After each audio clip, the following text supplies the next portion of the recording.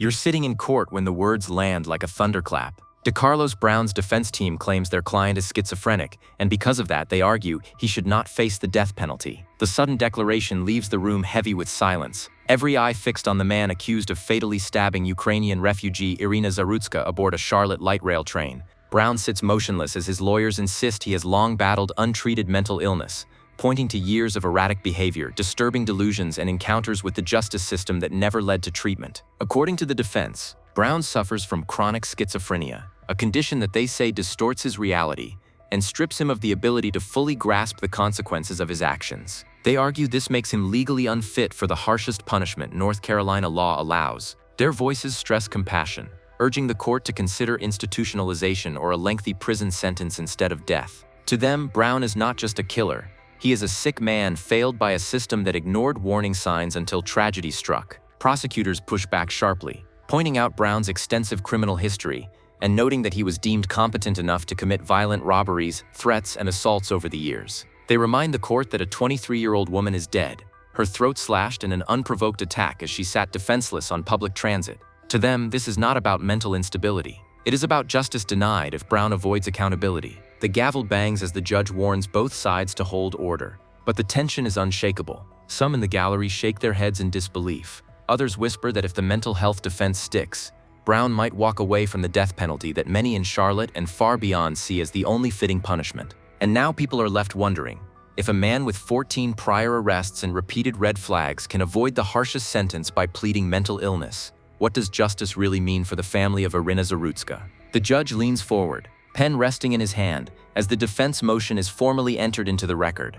At its heart is a request for a full psychiatric evaluation, a process that could determine whether Brown is mentally competent to stand trial, or whether his condition should shield him from the death penalty entirely. The courtroom falls into a tense rhythm, prosecutors shuffling papers, reporters scribbling notes, and the family of Iryna Zarutska sitting in rigid silence, just a few feet away from the accused. Brown's attorney lays out the argument with steady precision. He reminds the court that Brown had been flagged in earlier cases for hallucinations, for irrational statements about man-made devices being implanted in his body, and for calling emergency services with paranoid delusions. He paints a picture of a man spiraling out of control, whose crime was the inevitable product of untreated schizophrenia rather than calculated malice. Executing someone in this state, he says firmly, would be a violation of justice itself. The prosecution counters with equal force. They stress that Brown's long criminal record includes armed robberies, assaults, and repeated violence against strangers. This is not a case of sudden illness, the district attorney argues, voice rising.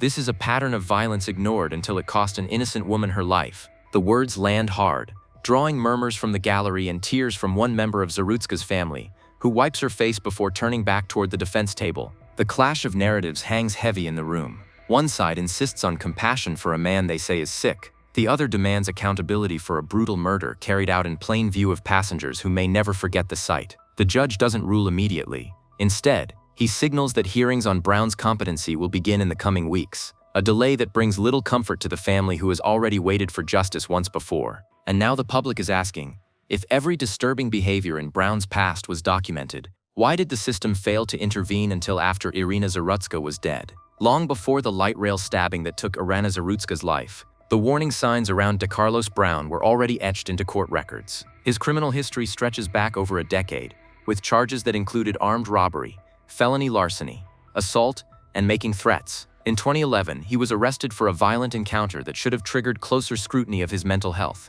Instead, his cases cycled through the system with little intervention beyond temporary holds and short stints in jail. At several points, Brown's instability was impossible to ignore. Records show he called 911 claiming he was being controlled by man-made devices implanted in his body. He rambled about conspiracies and hallucinations in front of officers and judges. In one case, the court even ordered a mental health evaluation to determine his competency. But that evaluation never took place. The paperwork was filed, the hearing was scheduled, and then the system simply moved on, leaving Brown to walk free without ever receiving a formal diagnosis or treatment. Those lapses are now at the center of his defense. His lawyers argue that the state failed to provide adequate care, allowing his illness to worsen unchecked. They insist the stabbing was not premeditated murder, but the tragic culmination of years of untreated schizophrenia. To bolster their claim, they cite his past court appearances, his erratic calls to police, and prior notations by judges that something was wrong. For prosecutors, this history is damning for another reason. They frame it not as evidence of illness,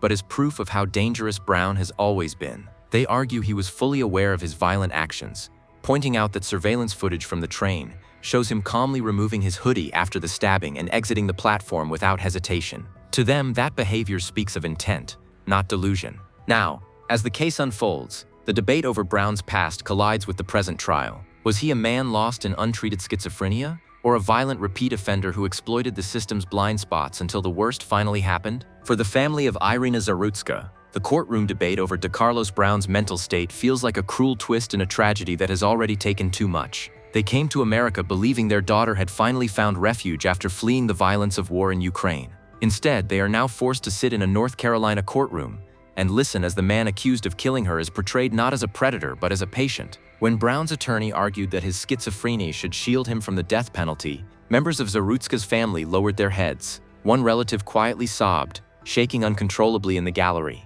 Another stared hard at Brown, lips pressed tight, unwilling to accept that the same man caught on video stabbing Iryna in the throat could be described as anything less than fully responsible. Friends of the family later told reporters that the prospect of Brown avoiding the harshest punishment feels like losing her all over again. For many, the frustration goes beyond grief. Community members point out that Zarutska survived a war zone only to be murdered on public transit by someone with 14 prior arrests. To them, the idea that he might now be spared on mental health grounds is a betrayal of justice. One mourner at a candlelight vigil put it bluntly: if this isn't a death penalty case, then what is? Still, the family is forced to endure the legal process. They listen to hearings that stretch on, to motions that delay the trial, and to lawyers debating a diagnosis while the memory of Iryna remains painfully vivid. Photographs of her smile circulate at vigils, alongside flowers and handwritten notes demanding justice. For her loved ones, the question is simple: how can a system that failed to stop Brown before now consider sparing him after? And now the community is left to ask,